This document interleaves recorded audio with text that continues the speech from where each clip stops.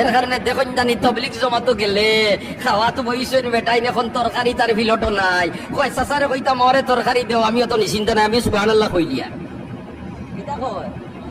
সুবহানাল্লাহ কয় সবর সব মারি দিলাম তরকারিও পাইলাম সুবহানাল্লাহ খোদা এর কারণে তবলিগের ইস্তেলা দেখিও তারা তোমার ভাত খাওয়াত বইছে এখন ভাত ছাড়ি গেছে কয় না ভাইসা মরে ভাত দেও কেন কয় না কয় সুবহানাল্লাহ কিটা কয় সুবহানাল্লাহ তরকারি ছাড়ি গেছে কয় না ভাইসা মরে তরকারি দেও কয় সুবহানাল্লাহ এই না বুঝবাই বলে এই ভাইয়া যখন সুবহানাল্লাহ কইতিরা এটার মাঝে মতলব আছে সুবহানাল্লাহ তাই না লগে লগে ভাই সাইলেন আর সাইয়া দেখুন বেটার প্লেটে তরকারি নাই তাই না তরকারি দিলাই ঠিক না বে ঠিক